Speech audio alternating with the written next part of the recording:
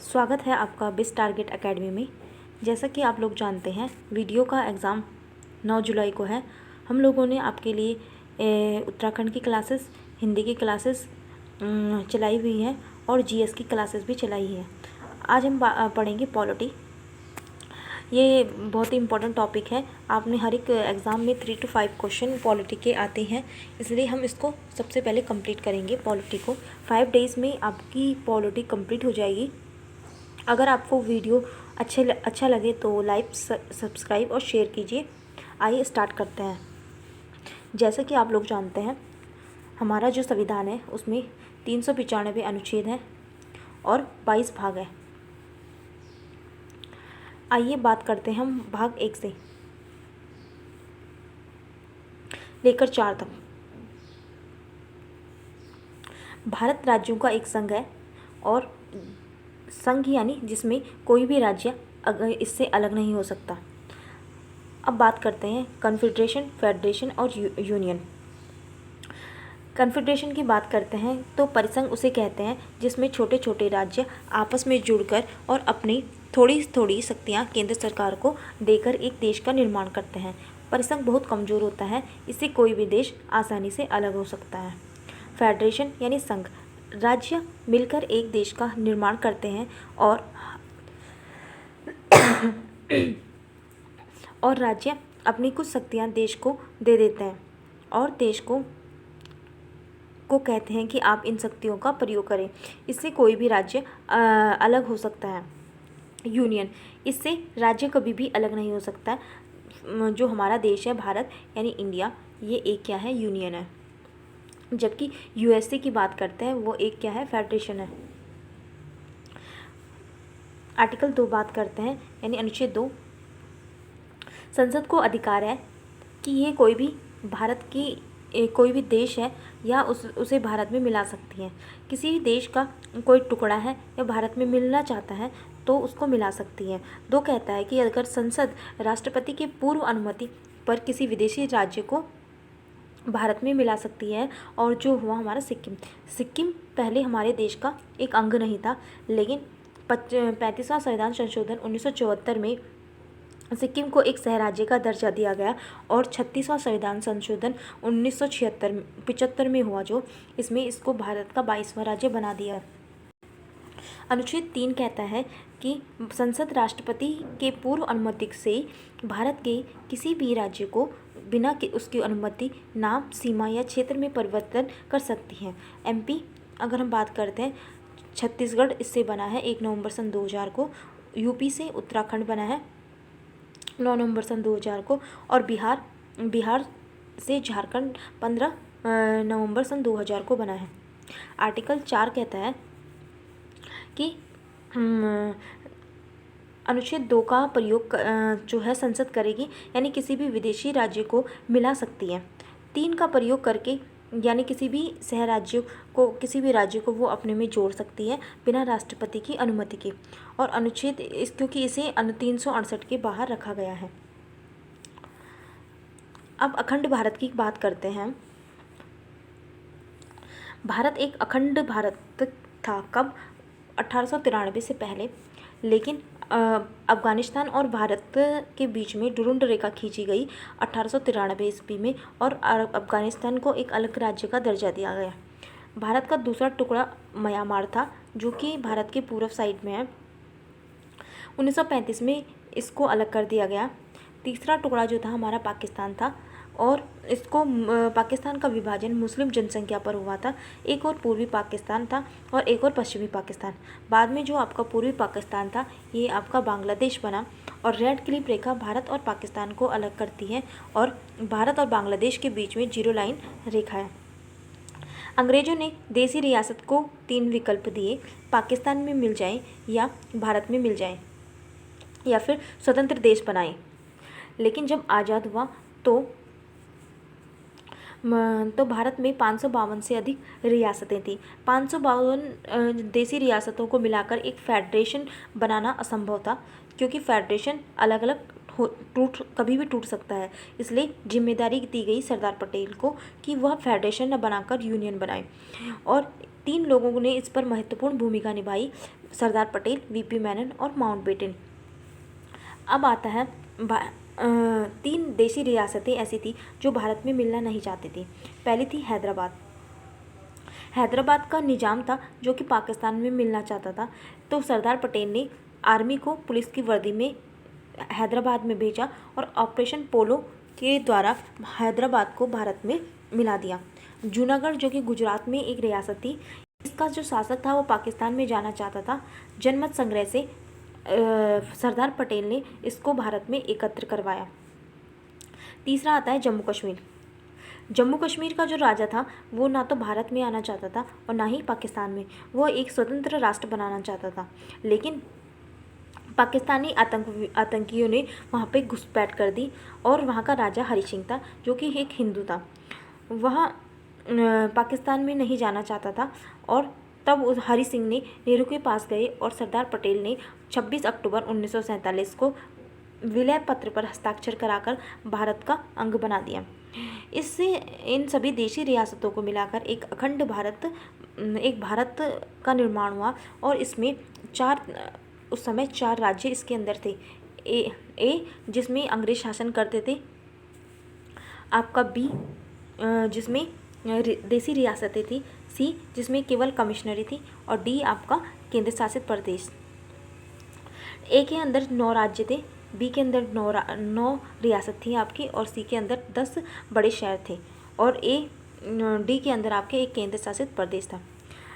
अब आपके पास कमेटी बनाई गई, एस.के. धर कमेटी, जिन्होंने 1948 ईस्वी में बनी और भाषाई आधार पर राज्यों का जो गठन था उसका विरोध करा। उसके बाद JVP समिति बनाई गई। जवाहरलाल नेहरू, पट्टाभी सीतारमैया और सरदार पटेल, इन्होंने भाषाई आधार पर राज्यों का पुनर्गठन के लिए विरोध करा। लेकिन 1952 में तेलुगु भाषा के एक व्यक्ति थे जिनका नाम था श्री रामलू, भूख हड़ताल से पर बैठ गए। 56 दिन जब इन्होंने भूख हड़ताल करी तो इनकी मृत्यु हो गई। तो आनंद पार्न में जवाहरलाल नेहरू ने 1953 में मजबूर होकर तेलुगु भाषा के लिए आंध्र प्रदेश का गठन कर दिया गया और ये भाषाई आधार पर बनने वाला पहला राज्य था। इसके बाद 1953 ईस्वी में फजल अली आयोग का गठन हुआ और इसने अपनी रिपोर्ट 1956 में दी और भाषाई आधार पर राज्यों को कानूनी मान्यता दे दी गई। इस आयोग की फलस्वरूप 7वां संविधान संशोधन जो कि 1956 में पारित हुआ था। इसके बाद ABCD को रद्द करके 14 राज्य और 6 केंद्र शासित प्रदेश भारत में बनाए गए। इसके बाद आता है पैप्सू, जिसको बोलते हैं जो हमारा जो भारत देश है, ये वाला एरिया जो था पैप्सू का था। इसमें हिमालय वाला जो क्षेत्र था ऊपर, इसको हिमाचल प्रदेश, हिंदी भाषी लोग जहाँ पे थे वहाँ पे हरियाणा, पंजाबी में पंजाब और यूटी चंडीगढ़। इस तरीके से इस प्रकार भारत का एक विशाल साम्राज्य जो सिमटकर 28 राज्य और 7 केंद्र शासित प्रदेश में रह गया। पहले केंद्र में 28 राज्य और 8 केंद्र शासित प्रदेश थे, लेकिन जम्मू कश्मीर को जो है एक राज्य का दर्जा छीनकर इनको यूटीज़ बनाया गया और साथ ही दमन और नागर हवेली और दमन और दीव को 2 अलग थे, इनको एक कर दिया गया। और वर्तमान में अगर हम बात करते हैं, भारत में केवल 28 राज्य और 8 केंद्र शासित प्रदेश हैं। इस तरीके से हमने अखंड भारत के बारे में पढ़ा है कि अखंड भारत में आपके क्या क्या थे। अब आते हैं हम नागरिकता के बारे में। 5 से लेकर 11 तक आपकी नागरिकता को दिया गया है। भाग 2 के अंदर आपकी नागरिकता है 5 से 11 तक। कोई भी देश अपने मूल निवासियों को कुछ विशेष अधिकार देता है, इन अधिकारों को ही नागरिकता कहते हैं। भारत में इकहरी नागरिकता है और हम केवल देश के नागरिक हैं, राज्यों का नागरिक नहीं बल्कि निवासी होता है। भारत में नागरिकता ब्रिटेन से ली गई है। भारत नागरिकता पर पहला विवरण अरस्तु ने दिया था। भारत की नागरिकता 1955 के नियम पर आधारित थी और नागरिकता में पहली बार संशोधन सन 1986 में हुआ था। 5 से लेकर 11 में नागरिकता है। आर्टिकल 5 क्या कहता है कि संविधान प्रारंभ में ही नागरिकता, अर्थात जब संविधान बना तो उस समय सभी लोगों को नागरिकता दी गई। 6 कहता है कि पाकिस्तान से भारत में आए लोगों को नागरिकता दी गई, किंतु यदि वह भारत संविधान बनने के बाद भारत में आए तो वो भारत के नागरिक नहीं होंगे। भाग 7 कहता है अनुच्छेद 7 कहता है कि स्वतंत्र भारत के बाद पाकिस्तान से चले गए जो व्यक्ति संविधान बनाने से पहले लौट आए हैं तो उन्हें नागरिकता दे दी जाएगी। भाग 8 कहता है विदेशी भ्रमण एवं नौकरी करने पर भारत को नागरिकता समाप्त हो जाएगी। आर्टिकल 9 कहता है विदेशी नागरिकता लेने पर भारत की नागरिकता समाप्त कर दी जाएगी। आर्टिकल 10 कहता है कि भारत की नागरिकता देगी और तब तक जब तक कि वह कोई देशी विरोधी कार्य नहीं करते। आर्टिकल 11 कहता है कि नागरिकता संबंधी कानून बनाने का अधिकार संसद बनाती है और जिम्मेदारी जो होता है इसका गृह मंत्रालय की होती है। नागरिकता संबंधी कानून आपके गृह मंत्रालय बनाते हैं। अब नागरिकता प्राप्त कैसे की सकती है। नागरिकता को 5 विधियों से नागरिकता को प्राप्त किया जा सकता है। पहला जो है जन्म के आधार पर 1986 में चूँकि नागरिकता संबंधी कानून पहली बार बना था, तो अगर हम जन्म से अगर हमारे माता पिता यहीं के हैं तो हमें इसकी नागरिकता मिल जाएगी। दूसरा आता है वंश के आधार पर विदेश में जन्म लेने वाले बच्चों को भी नागरिकता दी जाएगी यदि उसके माता पिता या दोनों में से कोई भी एक भारत का नागरिक हो, जैसे हम शिखर धवन की बात कर सकते हैं। पंजीकरण, इस विधि द्वारा नागरिकता प्राप्त करने के लिए व्यक्ति को 7 साल लगातार भारत में रहना होगा और इस विधि द्वारा राष्ट्रमंडल देशों को नागरिकता दी जाती है। अब हम बात करते हैं देसीकरण द्वारा वैसा व्यक्ति जो भारत के किसी भी एक भाषा को ही जानता हो और भारत के प्रति सकारात्मक सोच रखता हो, वैज्ञानिक या कला में निपुण हो, साथ ही लगातार भारत में 10 साल तक रहता हो, तो उसको भी देशीकरण द्वारा केवल 10 साल में आपको नागरिकता मिल जाएगी। अर्जित भूमि द्वारा भी नागरिकता मिल सकती है। किसी विदेशी राज्य को भारत में अगर मिला लेने पर वहाँ के लोगों को नागरिकता दे दी जाती है। सिक्किम, जो कि आपको पता है 1975 में भारत का राज्य बना था, तो वहाँ के लोगों को भारत की नागरिकता उसी समय दे दी गई थी। अब हम बात करते हैं NRI की बात, नॉन रेसिडेंट इंडिया।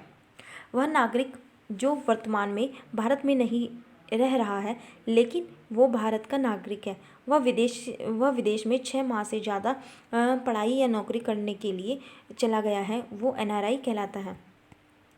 ओवरसीज नागरिकता, इसे 2005 में लक्ष्मीमल सिंघवी समिति द्वारा जोड़ा गया। ये बड़े बड़े जो उद्योगपति हैं उनको दिया जाता है जो विदेशी नागरिकता ग्रहण कर लिए हैं। इस नागरिकता को प्राप्त करने वाला व्यक्ति बिना वीज़ा के भारत में आ सकता है। देश विरोधी काम करने वाला या पागल हो या पागल व्यक्ति जो हो या दूसरे राष्ट्र के प्रभाव में आ जाने पर गृह मंत्रालय भारत की नागरिकता को समाप्त कर देता है। वीज़ा की बात करते हैं। वीज़ा क्या होता है कि किसी दूसरे देश में जाने के लिए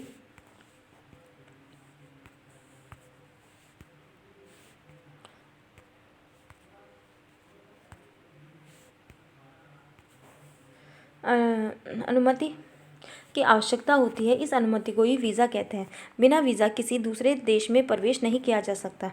पासपोर्ट क्या होता है, अपने देश को छोड़कर दूसरे देश में जाने के लिए खुद अपने देश से अनुमति लेनी पड़ती है, इसको ही हम क्या बोलते हैं, पासपोर्ट बोलते हैं।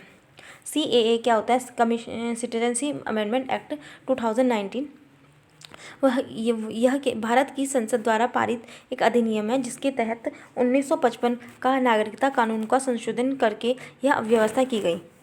31 दिसंबर सन 2014 को पहले पाकिस्तान, अफगानिस्तान, बांग्लादेश से धार्मिक प्रताड़ना वाले जो अल्पसंख्यक हैं, हिंदू, बौद्ध, सिख, जैन और पारसी ईसाई को भारत की नागरिकता दी जाएगी। इस विधेयक में भारतीय नागरिकता को प्राप्त करने के लिए आवश्यक 11 वर्ष तक भारत में रहने की शर्त में भी छूट देते हुए इस अवधि को केवल 5 वर्ष तक भारत में रहने की शर्त के रूप में बदला गया। और जो आपका CAA 2019 में आया था को पाकिस्तान के 7 शरणार्थियों को भारतीय नागरिकता देकर इस अधिनियम को लागू कर दिया गया। अब आता है NRC। NRC क्या है आपका? National register of citizen. ये असम के लोगों के लिए होता है।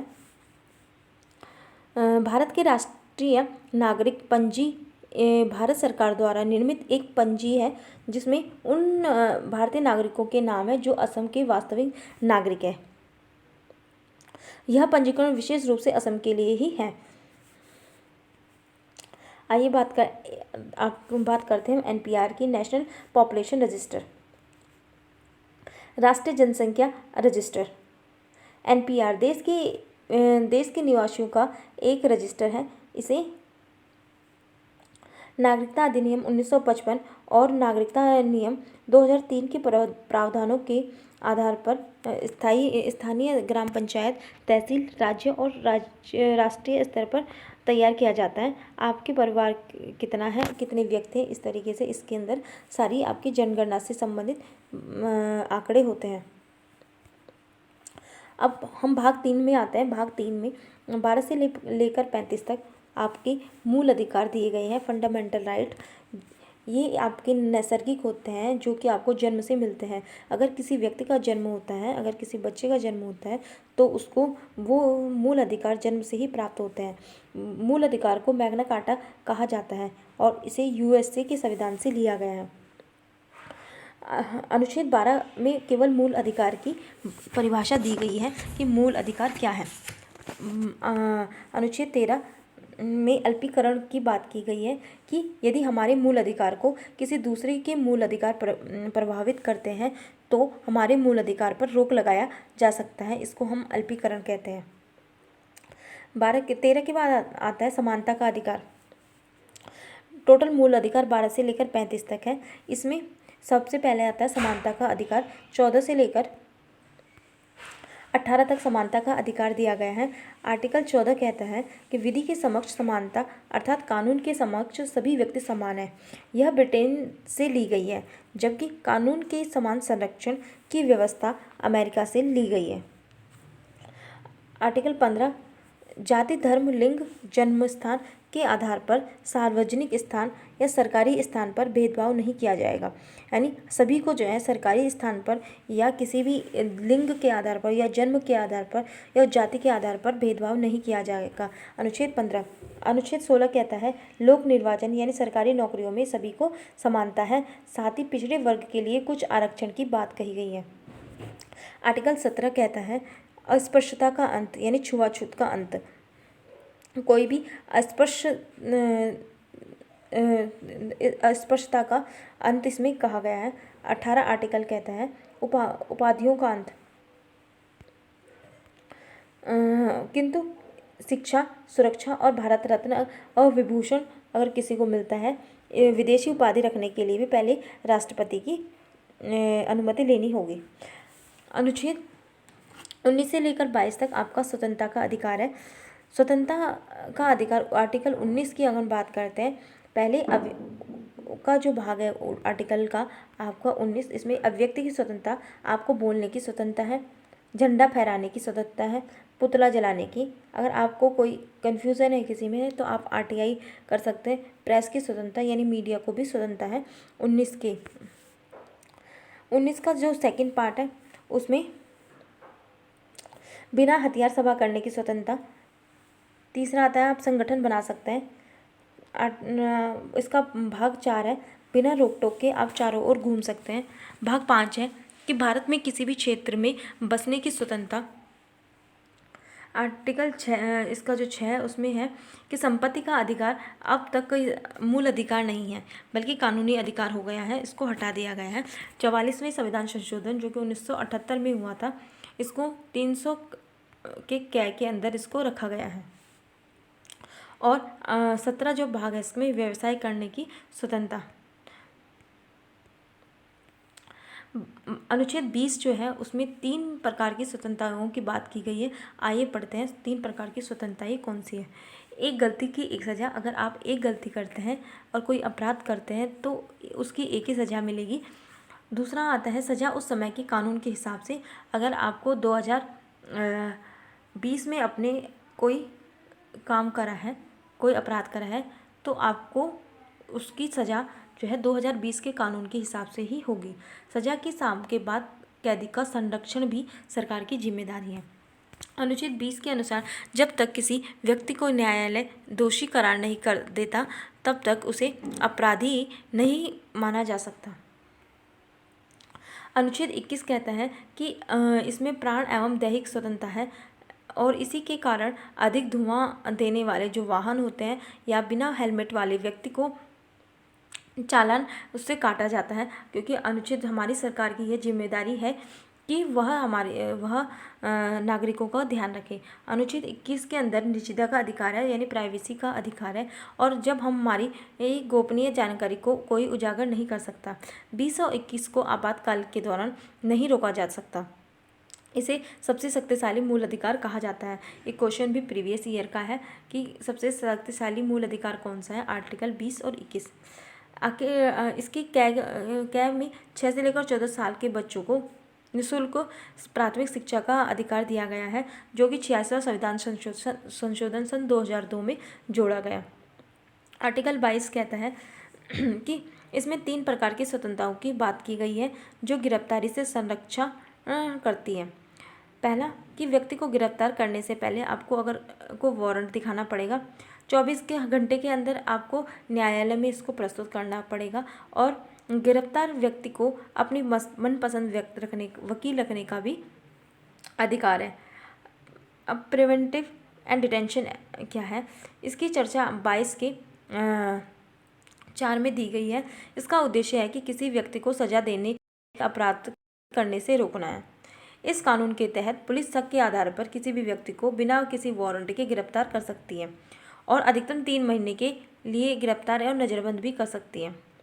नज़रबंद क्या होता है कि किसी भी व्यक्ति को जब समाज से मिलने नहीं दिया जाता उसको हम नज़रबंद कहते हैं। होटल, आवास या जेल कहीं भी वो नहीं जा सकता। भारत में निवारक अधिनियम 1950 यह भारत का पहला निवारक अधिनियम था, जो कि 1972 में इसको समाप्त कर दिया गया। मीज़ा क्या है, मेंटेनेंस ऑफ इंटरनल सिक्योरिटी 1971 में ही लाया गया, किंतु इसका सर्वाधिक दुरुपयोग हुआ जिस कारण 1978 में इसको बंद कर दिया गया।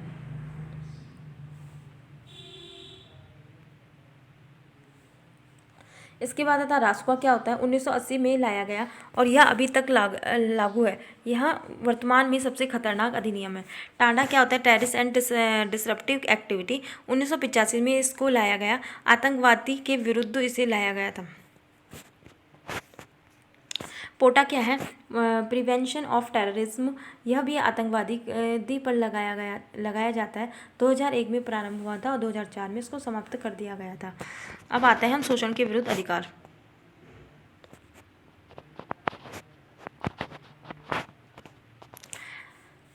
आपका जो मूल अधिकार है 23 और 24 वो है शोषण के विरुद्ध।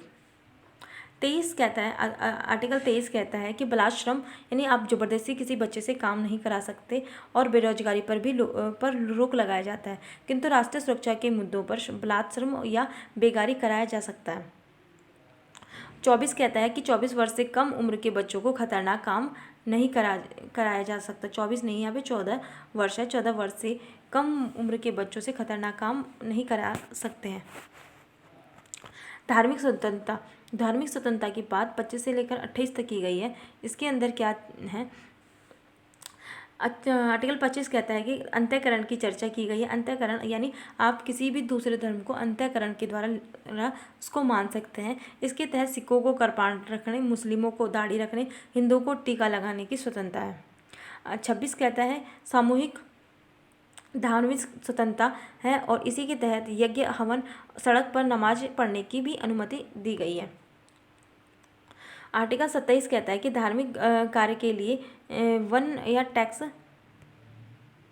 के लिए धन पर टैक्स नहीं लगता। और आर्टिकल 28 कहता है कि सरकारी धन से चल रही संस्थान में धार्मिक शिक्षा नहीं दी जाएगी। 29 से लेकर 30 तक जो मूल अधिकार है वो अल्पसंख्यकों के हित में है। 29 कहता है कि अल्पसंख्यकों के हित का संरक्षण कहता है, इसमें अल्पसंख्यकों की रक्षा है और कहा गया है कि किसी भी अल्पसंख्यक को इसकी भाषा या संस्कृति के आधार पर किसी संस्था में प्रवेश से नहीं रोका जा सकता। अल्पसंख्यकों का शिक्षा संरक्षण, अल्पसंख्यक यदि बहुसंख्यक के बीच में शिक्षा लेने से संकोच कर रहा है तो अल्पसंख्यक अपनी पसंद से जो है विद्यालय खोल सकता है। आर्टिकल 31 कहता है, इसमें संपत्ति के बारे में था लेकिन इसको हटा दिया गया है। 300 के कै में इसको जोड़ दिया गया है मूल अधिकार को।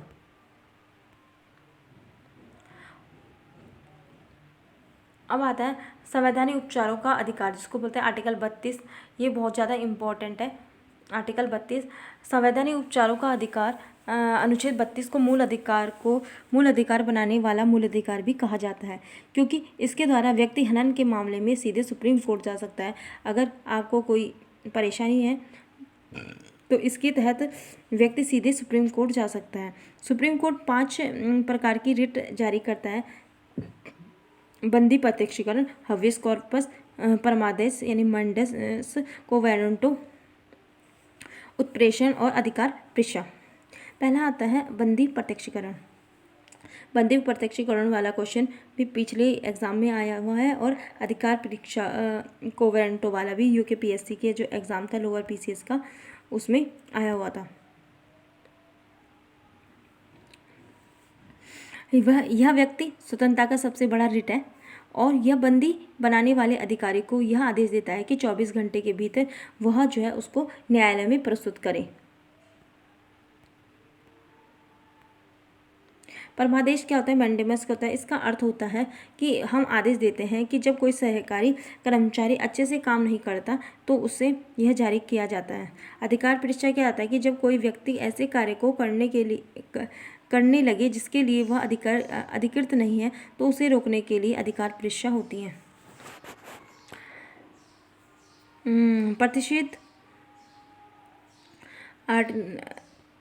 प्रतिषेध का मतलब क्या है कि यह ऊपरी न्यायालय अपने से निचली न्यायालय पर तब लाती है जब निचली न्यायालय अपने अधिकारों का उल्लंघन करके फैसला सुना चुकी होती है। और उत्प्रेषण में क्या है कि ऊपरी अदालत द्वारा निचली अदालत पर लाया जाता है जबकि निचली अदालत अपने अधिकार का उल्लंघन करके फैसला सुना चुकी होती है। भीमराव अंबेडकर ने आर्टिकल 32 को संविधान की आत्मा कहा, जबकि प्रस्तावना को किसी भी भाग को प्रस्तावना जो होती है आपकी को क्या कहता है? संविधान की आत्मा कहा जाता है। दोनों क्वेश्चन इम्पोर्टेंट है। ये 5 प्रकार की रिट को 226 आर्टिकल के तहत हाई कोर्ट भी जा सकते हैं। इसके बाद आता है अनुच्छेद 33 राष्ट्रीय सुरक्षा के हित में संसद, सेना या मीडिया या गुप्तचर के कुछ मूल अधिकार सीमित है। आर्टिकल 34 कहते हैं कि सेना का अपना मार्शल लॉ होगा और सेना की कोर्ट को मार्शल कहा जाएगा। और 35 में है भाग 3 में दिए गए मूल अधिकार के लागू होने की विधि की चर्चा है। इस तरीके से हमारे जो मूल अधिकार है 12 से लेकर 35 तक कंप्लीट है। एक बार रिवीजन करते हैं। समानता का अधिकार 14 से लेकर 18 तक, स्वतंत्रता का अधिकार 19 से लेकर 22 तक और शोषण के विरुद्ध अधिकार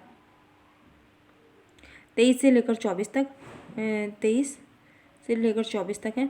इसके बाद आता है धार्मिक स्वतंत्रता 25 से लेकर 28 तक, शिक्षा व संस्कृति 29-30 तक। इसके बाद संपत्ति का अधिकार 31 जो कि अब नहीं है। 300 की कै में इसको कानूनी अधिकार रखा गया है। संवैधानिक उपचार का अधिकार आर्टिकल 32 इसके अंदर आता है। अब कुछ इम्पोर्टेंट अनुच्छेद 14 के अंदर 20 और 21, इसके अलावा 23, 24 और 25 से लेकर 28 तक ये भारत और विदेशी दोनों को है। ये क्वेश्चन भी प्रीवियस एग्जाम में आए हुए हैं। ये कौन से अधिकार विदेशियों को है? 20, 21 है। इसके बाद 21 का ए है, 23 और 24 और 25 और 28। अनुच्छेद 15, 16, 19, 29 और 30 केवल भारतीयों के लिए है। हड़ताल करना, चक्का जाम करना और मूल अधिकार नहीं है, क्योंकि इससे अन्य व्यक्तियों के मूल अधिकारों का हनन होता है। आर्टिकल 32 के तहत आप सीधे सुप्रीम कोर्ट जा सकते हैं अगर आपके मूल अधिकारों का हनन होता है, और आर्टिकल 226 के तहत आप हाई कोर्ट में जा सकते हैं अगर आपके मूल अधिकारों का हनन होता है। इसके बाद आज के लिए इस वीडियो में इतना ही। आइए मिलते हैं नेक्स्ट वीडियो में। इसमें हम DPSP करेंगे, नीति निदेशक दत्ता। Thank you.